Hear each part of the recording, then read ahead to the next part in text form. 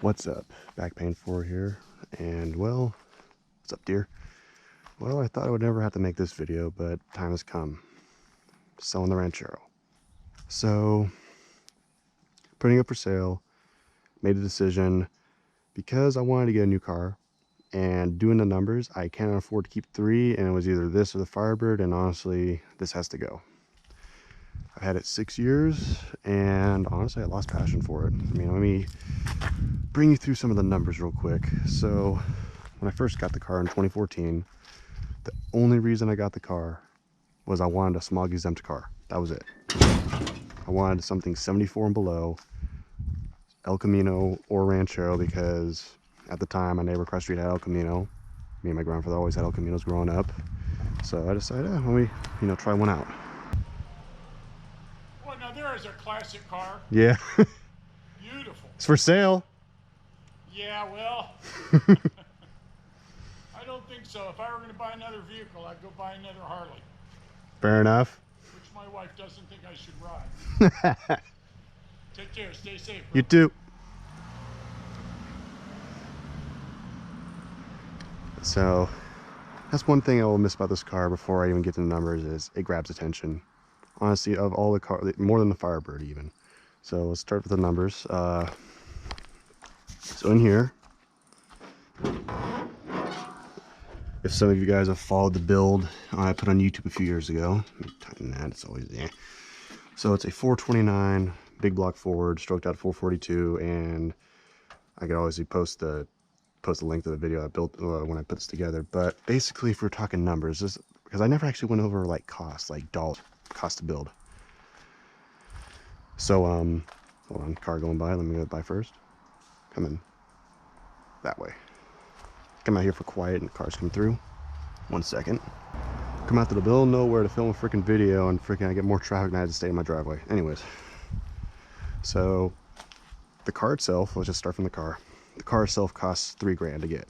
I got in I think May or June 2014, $3,000. It was literally down the street from my house. I passed by for a few years. Obviously didn't have these wheels on it. It had wire knockoff wheels, like 19s in the back, 14s in the front. It was raked. What the hell? Oh, it's a bike. So when I got it, it was pretty much, the only thing it had on it was an intake, air filter, but everything, it was pretty much stock. It's obviously been repainted. This is the original color right here. It's a light baby blue. You can probably see it better back here. It's a light blue. Thankfully, someone painted it white because my grandmother would have killed me if I got this car in its original blue. And she already disliked it anyways. So it was $3,000 for the car. Then I had to rewire it. So there's just painless wiring. So not this wiring. This is stuff I added after the fact. I'll get to that. Painless wiring right here. That was $600 for the kit and $3,000 for a mechanic to put in over a few months because I did not want to, it was a full-on chassis rewire, everything. So that was, now we're up to $6,600. Then I blew the original engine up twice. Whatever. Then we got the engine. This engine right here, just the long block, was $7,200. Then for everything else in the engine, like radiator, carb, the friggin' ignition system, all that was in there. So it was about $11,000 just in the motor. The transmission was about $2.5 grand. See what I'm getting at? And the sad thing is, after you spend all that money just to build a big Ford like this, like honestly, if I spent $11,000 on a freaking twin turbo LS, I would probably be having 800 horsepower right now. This thing's 525 horsepower. Sounds amazing. However, I just lost the passion for it because after you spend all that kind of money just to be different, because I want Ford to be different. I'll be straight up. I want Ford. I should have went LS from the beginning, just freaking LS swap it.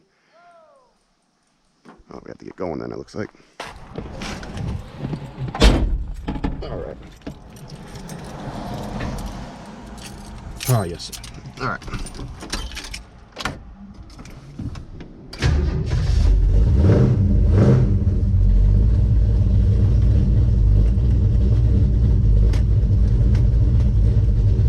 Whatever. All right. Let me get the exhaust note real quick for you.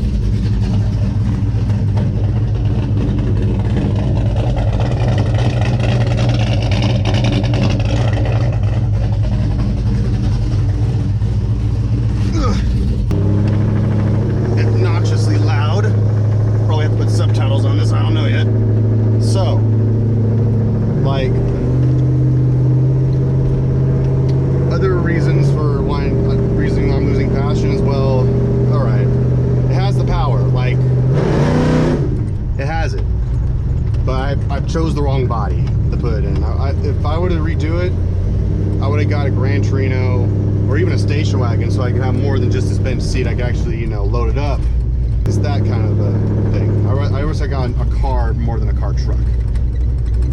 First off. Secondly, gas mileage, I accept it, but it's bad. Like daily driving this thing, you can easily spend $200 a week in gas on this thing daily driving on my commute.